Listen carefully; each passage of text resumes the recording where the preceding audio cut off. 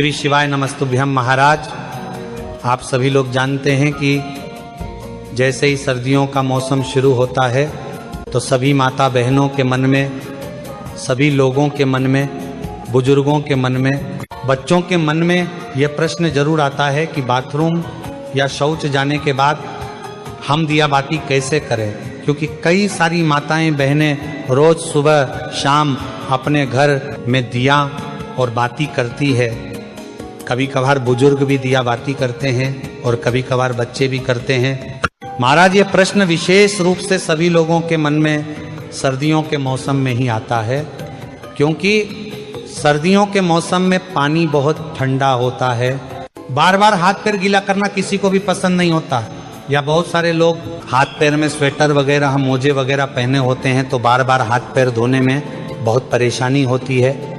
इसी के साथ में सुबह तो पूजा पाठ में किसी कोई परेशानी नहीं होती है, क्योंकि सुबह तो सभी लोग स्नान करके ही अपने घर में पूजा पाठ करते हैं, क्योंकि सुबह हमको सीधा स्नान करके पूजा पाठ ही करना रहता है। उसके बाद हम लोग अपने काम करते हैं। पर प्रश्न आता है शाम के समय में, क्योंकि शाम होने तक सभी लोग अपने कामों में व्यस्त रहते हैं और पूरे दिन भर में आप लोग बाथरूम कई बार जाते होंगे और कुछ लोग पूरे दिन भर में कभी कभार शौच भी चले जाते होंगे।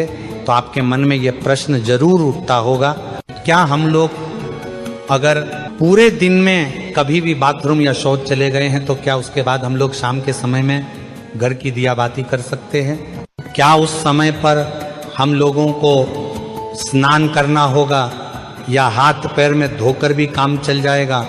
तो ये सारी अद्भुत जानकारी आपको इस वीडियो में हम देने वाले हैं। महाराज, इसमें कोई शर्माने वाली बात नहीं है, क्योंकि यह भगवान की पूजा पाठ से जुड़ा हुआ प्रश्न है, इसलिए आपको इसके बारे में जरूर जानना चाहिए।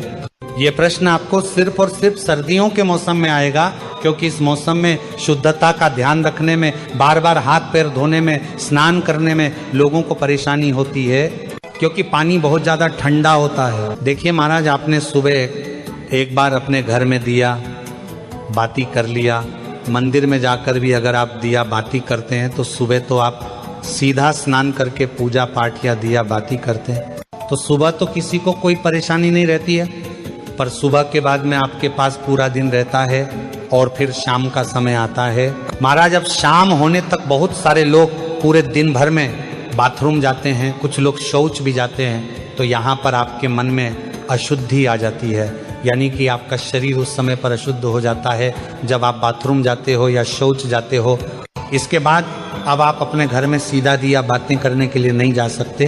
तो आखिर कौन सा वह नियम है जिसका अगर आप लोग बाथरूम या शौच जाते समय पालन करेंगे तो आप अशुद्ध नहीं होंगे बल्कि शुद्ध रहेंगे और शाम के समय की दिया बाती बिना स्नान किए कर सकेंगे?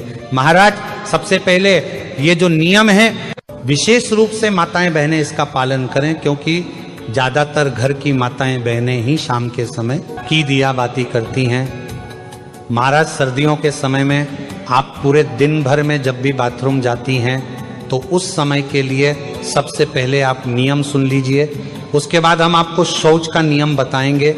सुबह स्नान करने के बाद, पूजा पाठ करने के बाद आप पूरे दिन भर में जब भी बाथरूम जाती हैं तो आप लोगों को बाथरूम से आने के बाद मात्र ये 3 काम करने हैं।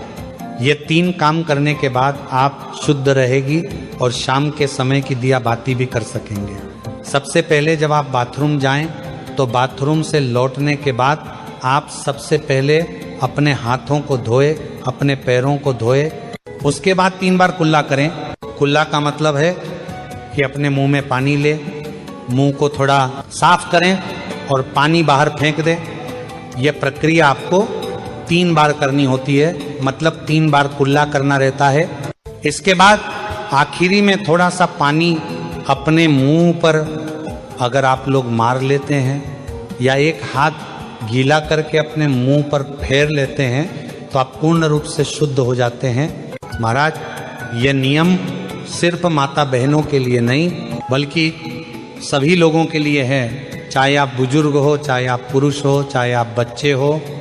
अगर आप बाथरूम से लौटने के बाद इस तरीके से ये 3 कार्य करते हैं तो आप पूर्ण रूप से शुद्ध हो जाते हैं। महाराज, अब आप लोग कहेंगे कि यहाँ पर भी तो हमें पानी का इस्तेमाल करना पड़ रहा है, पर यहाँ पर आपको कम पानी का इस्तेमाल करके हाथ मुंह धोना पड़ रहा है, अन्यथा फिर आपके पास स्नान करने का ही एक आखिरी तरीका बचता है। आप चाहे तो हाथ मुंह धोने के लिए गर्म पानी भी करके रख सकते हैं, इसमें कोई परेशानी नहीं है। पर बाथरूम से लौटने के बाद अगर आप ज़्यादा कुछ ना भी कर पाए तो अपने हाथ पैर जरूर धोएं। महाराज, अब कुछ माताएं बहनें या कुछ लोग ऐसे हैं जो सुबह अपने घर से बाहर ऑफिस ड्यूटी अपने काम पर जाते हैं, तो उनके मन में यह प्रश्न जरूर आएगा कि हम लोग बाहर रहकर इस नियम का पालन कैसे करें। तो महाराज, अगर आप लोग बाहर काम करने जाते हैं, ऑफिस या ड्यूटी जाते हैं, तो उस जगह पर आप इस नियम का पालन नहीं कर पाएंगे, क्योंकि उस समय पर आप पैरों में मोजे और जूते पहने होंगे या वहाँ पर आपको वैसा स्थान ना मिले कि आप अपने हाथ मुंह धो सके।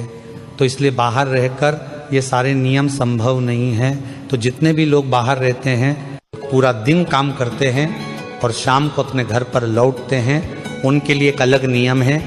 महाराज, अगर आप सभी लोग शाम को अपने घर लौटकर अगर गर्म पानी से स्नान कर सकें तो बहुत अच्छी बात है।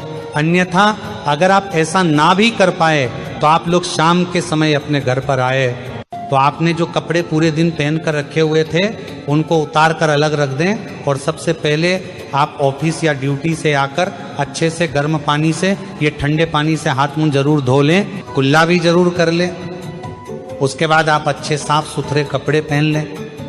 फिर उसके बाद आप अपने घर की पूजा पाठ करें, कोई दिक्कत परेशान नहीं, और इसमें आप शुद्ध भी रहेंगे। पर महाराज, अगर आप पूरे दिन भर घर के बाहर रहते हैं और काम करते हैं तो आपको कोशिश करना है कि आप शाम के समय घर पर जब आए तो स्नान कर लें और फिर साफ कपड़े पहनकर अपने घर की दिया बाती करें।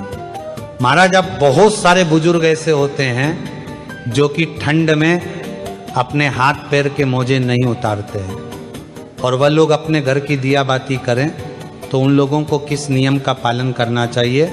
महाराज, जितने भी बुजुर्ग जन हैं वह लोग बाथरूम जाते समय भले पूरे दिन मोजे न उतारे और सिर्फ हाथ धोकर कुल्ला करके बाहर आ जाए, पर जब आप शाम के समय अपने घर में दिया बाती करें या मंदिर जाएं तो उस समय आप वह पैर के मोजे उतार कर ही जाएं, और हो सके तो शाम के समय की दिया बाती से पहले आप हाथ पैर जरूर धो लें। आप चाहे तो गर्म पानी का इस्तेमाल कर सकते हैं। महाराज, अब हम लोग सीधा बात करते हैं कि अगर आप लोग पूरे दिन भर में कभी भी शौच चले जाते हैं तो उस जगह पर आप लोगों को क्या हाथ पैर धोना चाहिए या स्नान करना चाहिए? क्या आप लोग उस समय शुद्ध रहते हैं या अशुद्ध? महाराज, अब अगर आप लोग पूरे दिन भर में कभी भी अगर शौच चले जाते हैं तो आप पूर्ण रूप से अशुद्ध हो जाते हैं, और शौच के समय आपने जो भी कपड़े पहने रखे होते हैं आपके साथ वह कपड़े भी अशुद्ध हो जाते हैं। इसलिए शौच जाते समय सीधा सा नियम यही है कि जो भी लोग पूरे दिन भर में कभी भी शौच गए हैं उनको शौच से आने के बाद सीधा स्नान करना चाहिए। अगर वह शौच से आने के बाद स्नान नहीं करते हैं तो उनको शाम के समय की दिया बत्ती नहीं करना चाहिए या मंदिर नहीं जाना चाहिए, क्योंकि आप अगर शौच से आने के बाद स्नान नहीं करते हैं तो आप अशुद्ध रहते हैं। अगर आप शौच से आने के बाद सिर्फ हाथ मुंह धोते हैं तो भी आप शुद्ध नहीं होते हैं, और शौच जाने के बाद भी आप लोग उस दिन अपने घर की दिया बाती करते हैं तो इससे भगवान आपसे नाराज होते हैं, या मंदिर भी जाते हैं तो ऐसा भी आपको नहीं करना चाहिए। महाराज, ये नियम सभी लोगों के लिए है, इसलिए पूरे दिन में जब भी आप शौच जाएं तो आपको उसके बाद स्नान ही करना चाहिए, तभी आप शुद्ध होते हैं। या अगर आप इतना ना कर पाए सर्दी होने के कारण तो उस दिन आप अपने घर की दिया बाती ना करें या मंदिर ना जाए, उस दिन आप किसी और से अपने घर की दिया बाती करा लें। महाराज, यहाँ पर प्रश्न ये आता है कि सर्दियों के समय ज्यादातर लोग मोटे मोटे कपड़े या स्वेटर वगैरह पहने रहते हैं, तो अगर वह शौच जाते हैं तो इतनी सारी चीजों को धोना संभव नहीं है, तो वह क्या करें? तो महाराज, उस समय पर आप जब शौच जा रहे हो तो उतने ही कपड़े पहनकर जाएं, जितने को आप बाद में धो सके बाकी के कपड़े उतार कर बाहर रख जाएं, और शौच से लौटकर आप खुद स्नान करें, उन कपड़ों को भी धोए जिन्हें आप पहन कर गए थे। फिर स्नान करके आप वो मोटे कपड़े या सर्दी वाले कपड़े पहन सकते हैं जो आपने पहले ही उतार कर बाहर रख दिए थे। महाराज, इस तरीके से आप लोग सर्दियों के समय बाथरूम या शौच जाते समय शाम के समय की दिया बाती कर सकते हैं। महाराज, वैसे हमने आपको अपनी तरफ से जो भी प्रश्न थे बाथरूम या शौच जाते समय और दिया बाती से जुड़े हुए वो हमने आपको बता दिए हैं। बाकी अभी भी अगर आपके मन में कोई प्रश्न है तो वह आप हमसे कमेंट करके पूछ सकते हैं। और आप हमारी ये वीडियो कहाँ से देख रहे हैं और क्या आप लोगों के यहाँ भी कितनी ठंड पड़ रही है वो भी हमें कमेंट में जरूर बताएं। श्री शिवाय नमः।